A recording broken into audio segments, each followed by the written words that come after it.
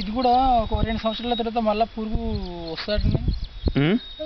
వీటి కూడా ఒక 2 సంవత్సరాలు చేసిన తర్వాత మళ్ళీ ఇవి పురుగులు స్టార్ట్ అవుతున్నాయి.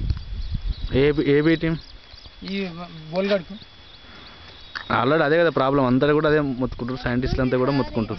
దీనికి మళ్ళీ ఒక సంవత్సరం 2 సంవత్సరాలు చేసిన తర్వాత నెక్స్ట్ మళ్ళీ ఏదైనా పురుగు వస్తుంది, దీనికి కూడా వస్తుంది అంటూ. అవును, ఇప్పుడు కూడా వస్తుంది సార్ మధ్యలో కాయ కాసేటప్పుడు. అవును, అదే అయినా కూడా ఇక వాళ్ళు ఒక కాయ కాసేటప్పుడే వస్తుంది కదా, ఇక కొంచెం ఆదా అవుతుంది కదా మందులు అన్నట్టు వాళ్ళు వేసుకోవడం జరిగింది. కాయ కాసేటప్పుడు వచ్చినప్పుడు ఇంకా కాయ కాసినాక ఇంకా కాయలు పోయినాక ఇంకేం మనకు లాభం. అదే కానీ వాళ్ళు అది ఆలోచించట్లేదు కదా, అప్పుడే వస్తుంది ఇక పురుగు ఎప్పుడు రాదన్న ఫీలింగ్ వాళ్ళకి.